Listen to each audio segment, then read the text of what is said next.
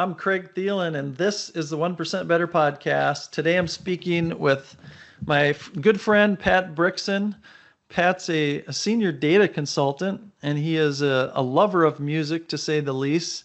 We like to say he's the informal mayor of Thief River Falls and just all around great guy. So, Pat, welcome to 1% Better. Excellent. Thank you so much for having me, Craig. I love the fact that, like you mentioned my show, that you've been on mine. I so appreciate being on yours. It's been kind of a great synergy. Yeah, it's fun. We'll talk about that. Let's jump into that right now. So one of the things we worked together and we got to know each other that way, but immediately you introduced us to this amazing show that you do. It's on the radio and it's on streaming. It's called the Mixtape. And you've been doing it for what, 5 years? Yes. Yep. I started January of 2020, just the beginning of COVID, pre-COVID. So you do this weekly, right? Yep. Yes. And how many shows have you done? I think we just recorded the 219th. So Wow. If I get busy, sometimes I'll throw on with that number of shows, you have kind of a deep back catalog. You're like, this week is too busy. Let me pull it back, pull in some additional ones from the past. But yeah. Well, who knows how, yeah. Yeah, the format of the show is quite interesting. It's every week you have a different theme, and whether it's you doing it yourself or sometimes you have guests. I just recorded it with you, and that was my third time with you, but you've had some people on multiple times.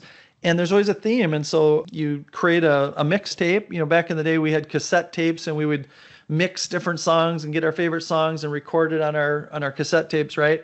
Yep. And so you go over and it's a different theme, and the different themes are just incredible that you've had. Every time it seems like it's unique and fun and different. So I highly recommend anyone who's into music. You've got just an amazing catalog and over 219 episodes. That puts you probably in the top 1% of podcasters. That's a lot of episodes. So anyways, it's so fun to do, and your knowledge of music, your love of music is great, and you've done a great job with that show. Oh, thank you. And it is fun, to your point of having additional people in, because after that number of shows, you're like, what other themes really are there out there? And then you contacted me. I'm like, that's an awesome theme. A 1% they just come, better like theme. I bet if you had to sit down and say, I got to map out, let's say you were doing some big national syndicate show, right?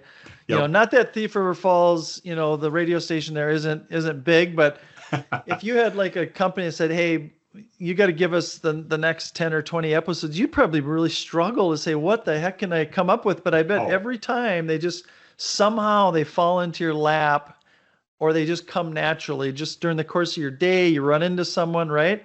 Yep, absolutely. You hear a song and say, that's a great song. You know what? And then your mind starts spinning, and I can turn that into a theme, So I'll call that like a seed song. Occasionally I have that seed song, and it kind of spawns a whole episode. So yeah, it's pretty cool. Like I said, anyone that loves music, you got to check it out. We'll, in the show notes, give the link to the show, and there's just so many cool episodes. It's going to resonate with absolutely everyone. So let's jump into your background. One of the things, Pat, that makes you unique, in addition to your great podcast or your great music show, Mixtape, is that you worked for a company, and we don't need to name names or anything, but you worked for a company for 31 years.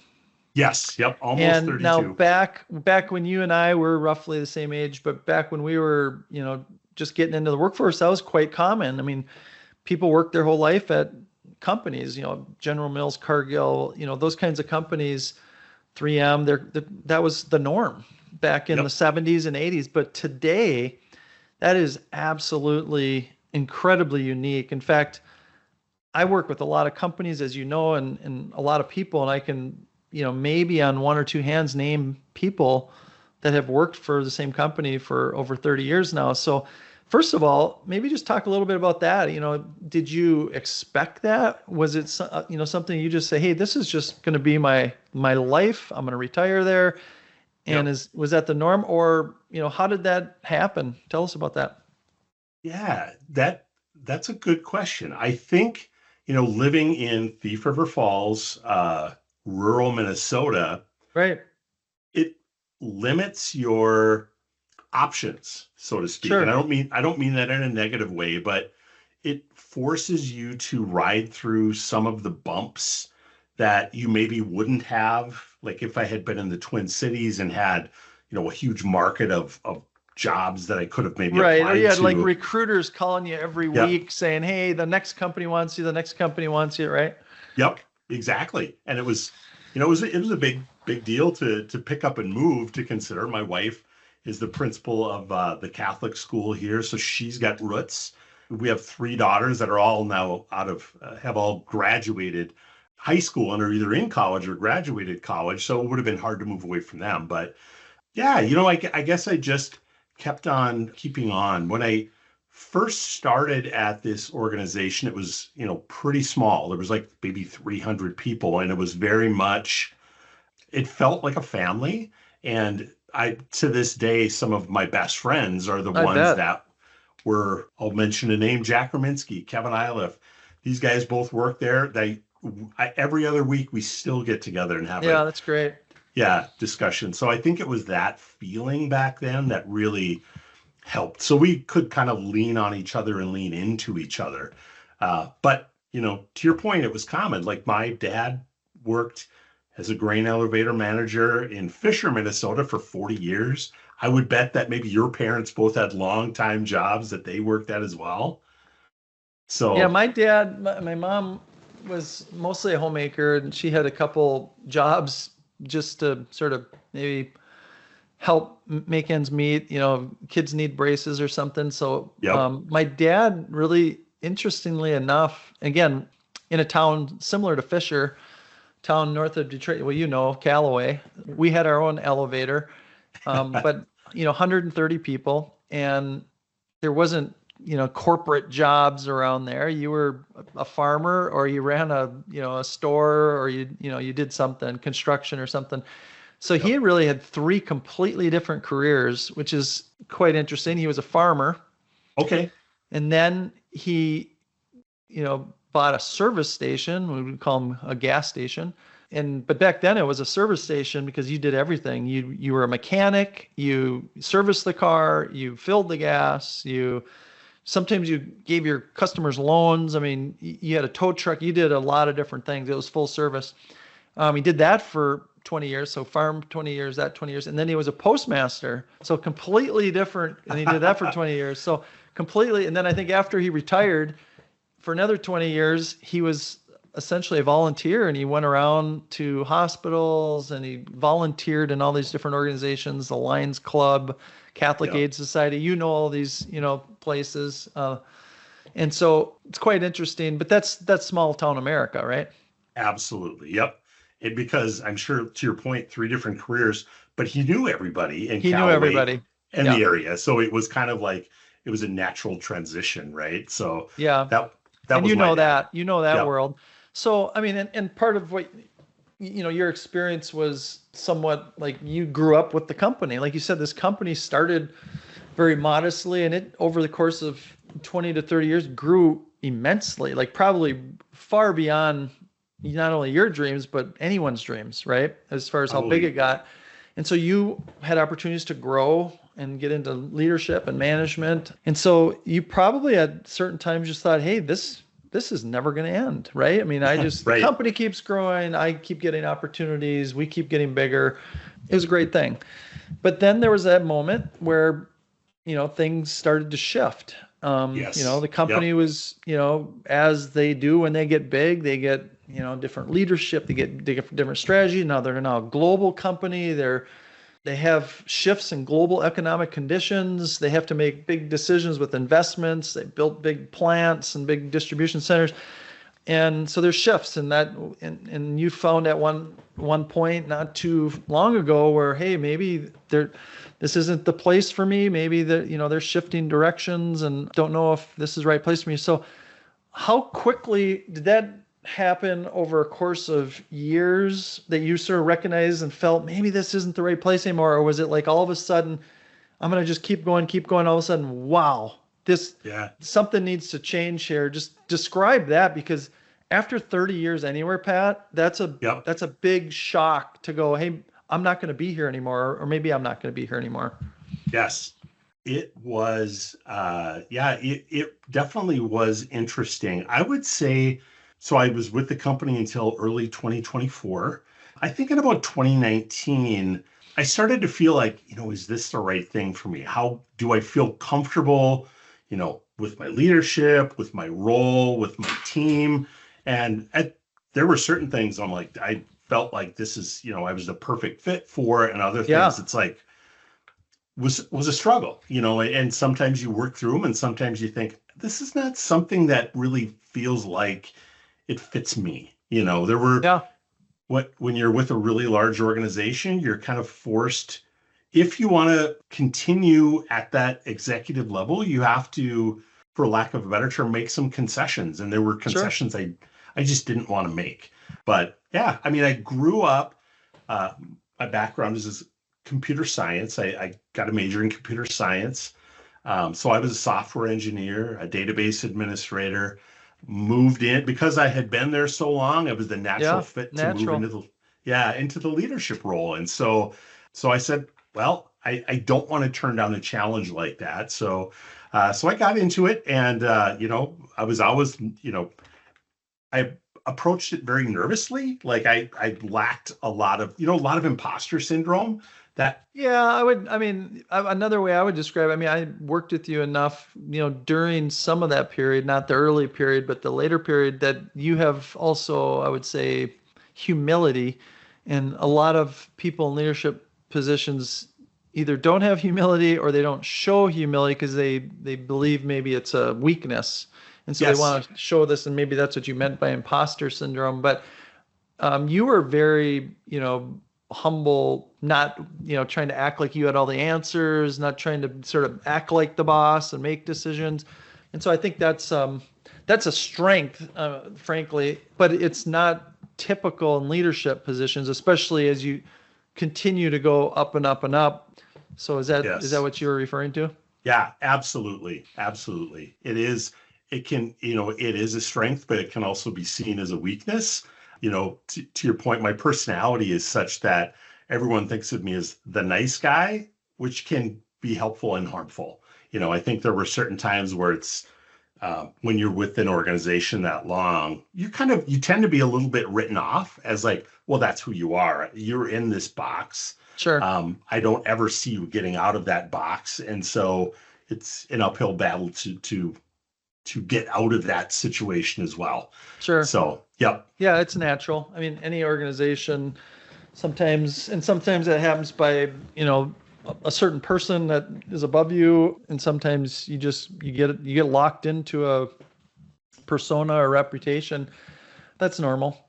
yeah, So, I mean, I will say I know a lot of people that have gone through these career transitions, and whether you're at a company for 10 years or whether it's 30, if you're not really prepared for it, not sort of driving it or sort of the one in control, it can be devastating. And so what were the emotions that you went through, Pat, as you went through that process? Because not only was it, I'm going to change jobs, which again, that's completely normal. People do it every day. Some people jump jobs now it's common. It used to be a negative when we look at resumes, to say if someone's right, jumping every 2 or 3 or 4 years, like, oh, what's the problem here? Now it's the norm.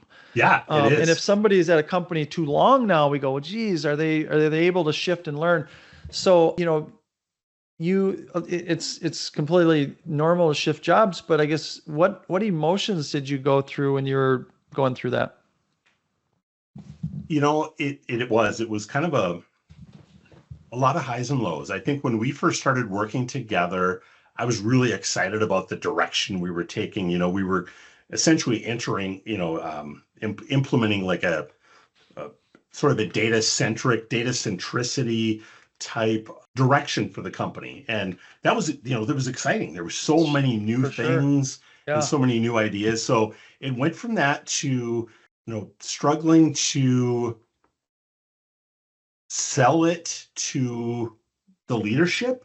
I think there's a lot of, oftentimes there can be expectations of, they expect one thing, and Sure.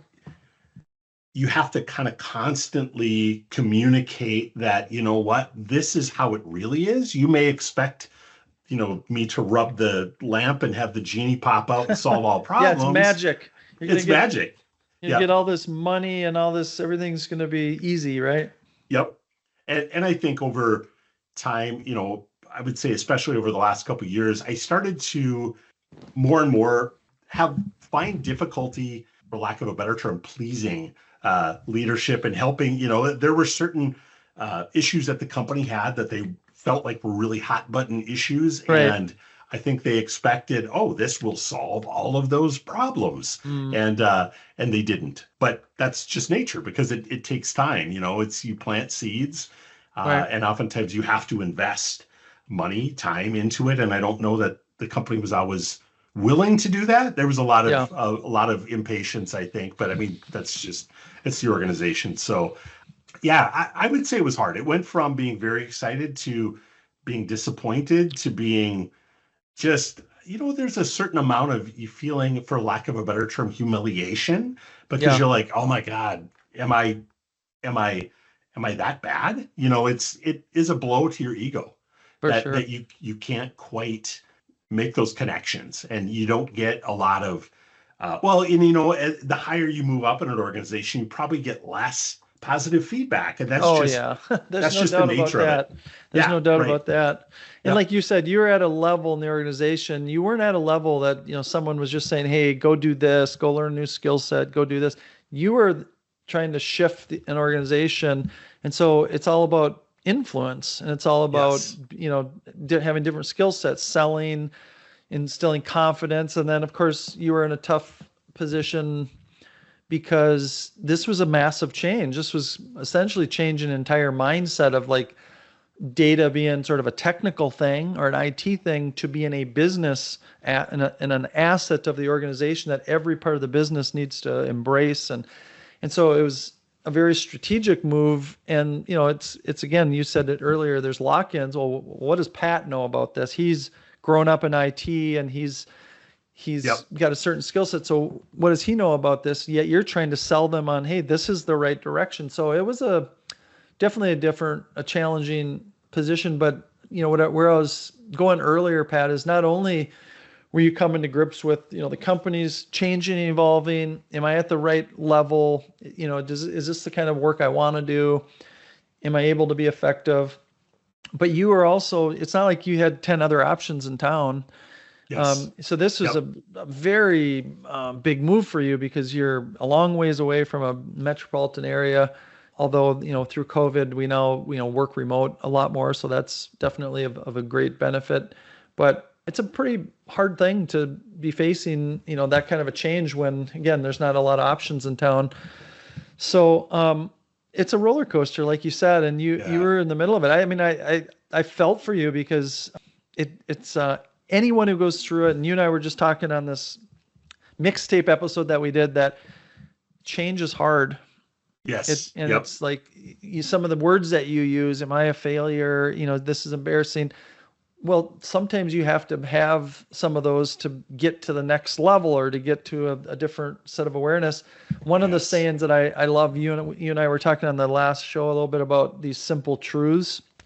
Yep. And one of them that I like is that all change is loss, and all loss needs to be mourned. So if we're really going to make a change, like it might Yep. be, hey, I want to lose 40 pounds. Well, that sounds great. Who doesn't want to lose 40 pounds? But do you have to change like literally every habit you have? You can't, Yes. eat the ice cream before bed. You can't have the desserts. You can't be drinking, at every event, whatever the things are that you're going to change. And that's a part of your life. And those are people, and you had experiences and you had good times.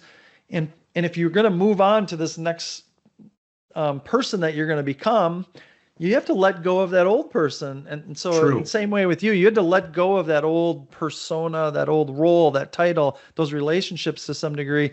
And that's a lot. So one thing is just, how did you work through that? Did you get help? Did you leverage family, friends? Like, what was the process you used? Yeah, I did. I worked with a career coach, Okay. and I would highly recommend her. Her name was Freda Marver, and she was based in Minneapolis, St. Paul. So talking through with her, just in terms of what are my interests, what are my strengths, and those things that forces you to self-reflect in a way maybe you wouldn't on your own. So certainly that was very helpful, and it was a piece of the puzzle. Some of the people I had worked with had come from different organizations, and they were able to kind of share some of their experiences in previous roles where maybe they ran into similar things and they were able to move past them. And a big part of it really is my wife. Laura and I have been married for 31 years this summer. Wow, the And same duration. Well, a little bit yeah, after you started at the company, right?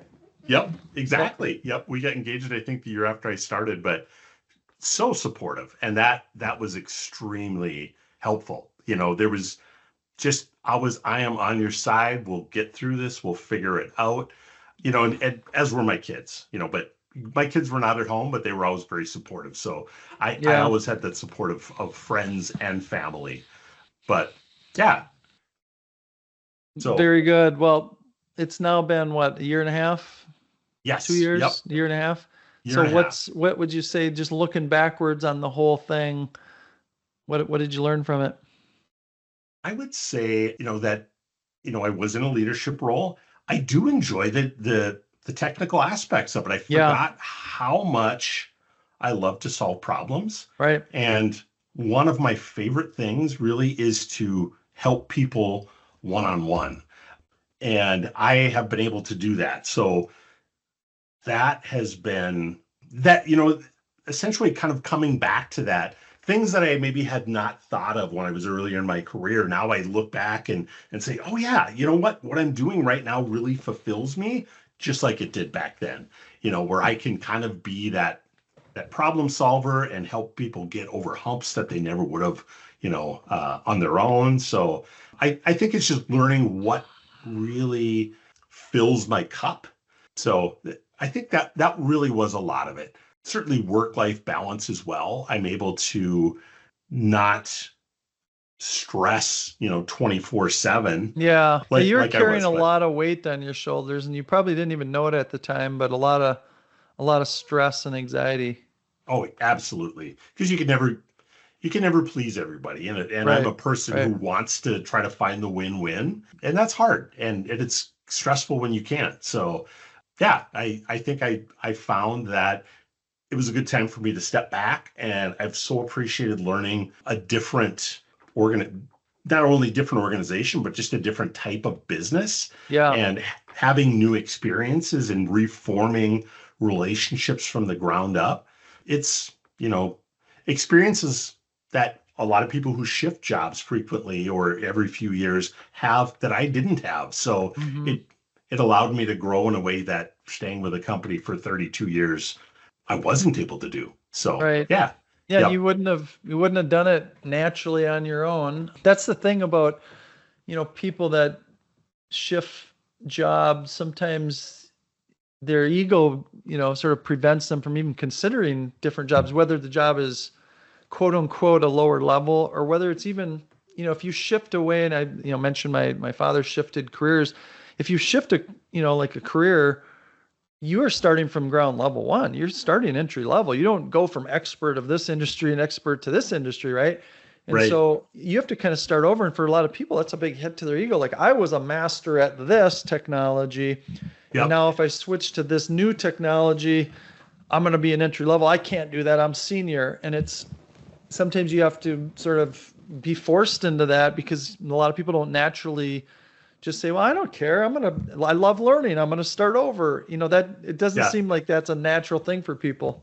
yeah. It is. It's the humility of being able to say, Yeah. you know what, I'm not too senior, too good for, to get my hands dirty, so to speak. I enjoy being able to do that. And my dad was a humble guy. I picked that up from him. I'm sure. That yeah, that's a lot of it. I enjoy being able to get my hands dirty and in a way reinvent myself. So Well, and do the yeah, things that you love. Because I do know when you say you like to help people, you absolutely do. And you probably are able to feel like you're much more fulfilled because you can interact with people and help them on a daily basis and get real things accomplished. Again, when you're at a leadership level, you don't necessarily get quote unquote outcomes every day. You're trying to influence outcomes over weeks and quarters and years through your teams and through a lot of people.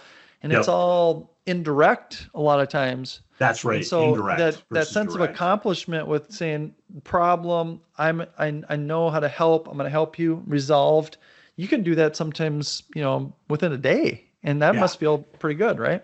Yeah, it is. It's fantastic. Yeah, the having that direct control over being able to help people versus trying to get your team to do it, and do they understand what you're doing, and do they believe in what you're trying to get them to do? You know how it is as a leader. It's not black and white. It takes a lot of patience, and it takes a lot of fortitude. So it's nice to be able to step away from that. Well, thanks for sharing. It's not always easy to go through those things. I know this was not easy, but I knew, I had no doubt it didn't necessarily make it better or easier for you, but I never had a doubt that you would come through it and you would be better for it. And so it's great to see that. And thanks for sharing, because a lot of people, wouldn't want to share it, or they would sort of describe it a different way. And I just think it's so important, Pat, for a lot of people to hear, because there's not a single person listening to this that either hasn't gone through it themselves or will go through it. And it's not easy. Yeah. Okay. And so to hear, hey, you came through it. It wasn't easy. You learned, you went through it, and now you're a better person for it and you're happier. I just think that's an important message for people to hear. Oh, absolutely. Yep. Sometimes you kind of have to swallow your pride and take a right turn. And I very much a believer in, that the higher power oftentimes has a plan for us, and we need to be patient and look for the signs. Let it happen. Don't fight it. Let it happen. Yep. I was with some friends actually yesterday, and happened to be from a colleague of mine from India, and he brought some of his new colleagues. And so there's 4 guys from India, and they're in Minnesota. 3 of them have never been in Minnesota. And so I said, we're going to go on a boat ride. Well, it was a pontoon, and it was on a river. So they've never been on a pontoon before. Yep. Don't even know if they've ever heard of a pontoon, frankly. And then we were going up a river, and the interesting thing was we went up the river, upstream, and then it was nice. We were going slow, of course, and then we turned around and started coming back. And I asked them, I go, do you guys notice anything different? And they go, yeah, going downstream everything is easier, and it's quieter, and it seems like different. Right. And that's the way life is. Like when you're fighting upstream, it's always harder. But when you're going with the plan, with the flow, and now sometimes in life there's things that are hard and you have to go upstream. That's just the nature of the beast. But sometimes when you find that right flow and you find that right going down, it is just like so much easier. So they all love that, and they all love the Minnesota experience. It was just like kids, because they don't have the kind of environment that we have, the kind of rivers that we have. And so it's so fun to see them kind of light up like kids. Oh, that's fantastic. Yeah, absolutely agree with that. Sometimes you hit a flow and everything seems natural, and then you hit a bump and you're going back upstream. But it's just, that's life, right? You have to have the adversity to be able to improve. And we had just talked about this on my radio show when I was hosting, that I had heard a speech by Jim Kleinsasser, the great Vikings tight end, who spoke at the University of North Dakota commencement, and he talked about no one likes adversity, but you need it.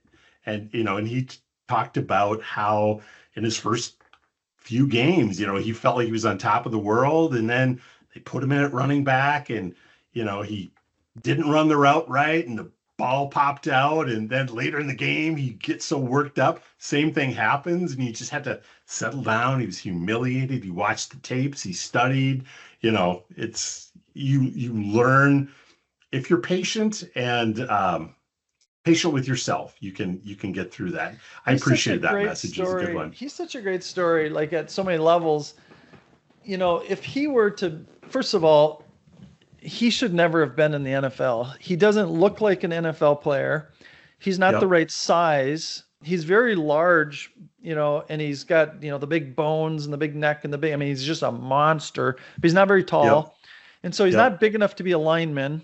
He's not athletic enough to be a tight end. He's not fast enough to be a running back. He really doesn't fit any role in the NFL, right? So by all measurements, and there's never been a player that I know of since him that's, and so the only way that he could have gotten to where he got to was that he had to constantly, this whole idea of 1% better, this idea of, okay, because I'm sure he failed and he ran into roadblocks, just dozens and dozens and dozens of them, right? And Yes. especially when it got to be like, okay, Division I football and then, pro football, it's like, nope, you don't fit. You're not this, you're not this, you're not this. And he had to have this mindset, well, I'm not going to let that get in my way. I'm going to learn something. I'm going to do something. I'm going to work harder, learn, study. He's a very smart person. And Yes. he played in the NFL and he was very effective, but he played, a tight end when, again, he wasn't really built like a tight end, but he's an incredible blocker. He learned to catch the ball and run, and then he became like a running back, a blocking back, and then a running. Like he learned to find a way to help the team, but the only way he could do that is by getting better and really working hard and learning. And then that's what got him to the NFL. It's a lot like John Randall. Very similar story. He should have never been in the NFL. And he turned out to be an all-pro Viking Ring of Honor guy, but he was never destined. He was too short. His arms are too short. He just was not the right, build for an NFL. And then the only way that he got a shot is because in practice, he was on the practice squad and he was always beating the starters, right? And then practice squad guys aren't supposed to do that. And anyways, it's just such a great story about Jim Kleinsasser and how he had to, and this whole, you need these, sort of learnings. There's a great book called The Obstacle is the Way. I have to read that. And it's based on the meditations of Marcus Aurelius, which is basically Marcus Aurelius's diary. I mean, he was the emperor of Rome and he was famous, but he wrote diaries to himself. And it was all about learnings and introspection. And so this other gentleman wrote The Obstacle's Way, which is the only way you get better is through failure and through, finding that there's something in your way and you have to figure out, am I going to get around that? And how hard am I going to work to get around it? So it's the Jim Kleinsasser story. Yep. Do I need to reinvent myself to be able to do it? And I to do it. So again, if you were to just go back and watch the films of this guy, you'd go, how did he ever make it to the NFL? But he was so effective. Like the guy, he did things that, the Vikings invented an entire position for him. Oh, they had, excellent. Usually there's like a fullback and a halfback, usually in an I formation, or you have sometimes a split back. Well, they went back to the old wing offense where you had a third running back, and so I forget what they called them. He played some tight end, but and so basically they put him as a third running back so he could be a lead blocker. Okay, and so then you'd have two lead blockers, and he was just fast enough, nimble enough, tough enough to do that. Yep. And then once in a while they learned, well, the guy can actually catch. Yep. And so they started getting him the ball. It's a fascinating story. They should do like a movie about him. That would be awesome. He's so humble. I'm sure he wouldn't want to do that. Yeah. So, well, hey, let's shift it back. We started with the mixtape. One of the things that I thought was really interesting, and we talk a lot about on the show, Pat, about this whole idea of work-life balance, and it's in some ways it's very counterproductive idea that there's two sides of a person and you need to have a separation. And so you spend a lot of time with music. You love music. It's a passion. You've done the show for so long, and then you're doing your day job. And I'm curious, in your mind, was it just something you did because you really did want sort of a release and a break from work and you just separated them? Or do you feel like, no, what you learned at work, you're deep into data and research and learning, and then you brought that in, and did you ever bring those two things together? Did they help you learn? I'm just curious, how did you think about those two worlds that you lived in? Yeah, I think I initially got into it again because I had such a passion for music, but I think where the two really blended was, to your point, the research, the preparation, and the confidence to be able to express your ideas. Basically just putting together, a string of thoughts, which sometimes can be, I'm a person with ADHD. And so sometimes the linear thoughts can be a challenge. And so it really kind of helped me develop sort of my speaking skills, my planning skills. So I think that's where I was able to kind of blend those two together. And just, again, having that creative outlet where in a leadership role, oftentimes the creativity is just different, right? Yeah, So for sure. yeah, yeah, Well, and I'm sure it's being in a smaller community, I mean, people at work knew you did this. They knew you were on the radio station, so there was some natural blending of that because everyone was aware of this, right? yes, yep, exactly. Yeah. Oh, that's Yep, so cool. yeah. Well, very No, good. it's been a blast. Yeah. So, Pat, take a step back from everything, the work experience, what you've done in music. You've served your community a lot. You're a family person. Just what are some life lessons that you've learned along the way that you'd want to pass on to the next generation? Yeah, I would say don't be afraid to challenge yourself. When new opportunities may come up that you're like, that's absolutely not me. And there'll be maybe other ones where you're like, I'm uncomfortable, but I think it'll help me grow. Don't say no to those. I teach a class at the College of St. Scholastica, and trust me, that didn't feel natural, but I'm like, this is going to help me grow. And I never know where this is going Mm, to, how I will improve. And so, again, yeah, don't say no to it. And I still struggle with this, but don't get too down on yourself. Again, imposter syndrome, don't let it knock you down. You have to, and be patient. Be patient. Know that again, if you have the faith that I have, that things will work out for you. right. And sometimes you just There's a need bigger to, plan, yep, don't panic. right? It will work out for you. So treat people with respect, Mm. and it will all come back to you in a positive way. Yeah, So, well, there's a lot that you just packed in there. I love the where you started, which I'm guessing 5 years ago you wouldn't have said. So you've incorporated a recent experience that started out being very difficult and tough, yep, and now you've used it to be in, hey, this is something that is part of you now to look for opportunities, and you're helping others see those opportunities. We talked about, patience is a virtue. We talked about the song "There Ain't No Mountain High Enough." So yes, that's the positive self-talk. Like, hey, whatever it is, I can get through it. There ain't no valley low enough. We can figure yep. this out, and we'll be better for it. So thanks for sharing all that and for being on 1% Better. I thank you so much for having me on here, Craig. I look forward to listening to this, and I look forward to broadcasting the show you and I did together. So, Awesome. thank, Two for one in one day. Thanks, Pat. Have a great thank you, Craig. have a great rest of your day. You as well. Thanks.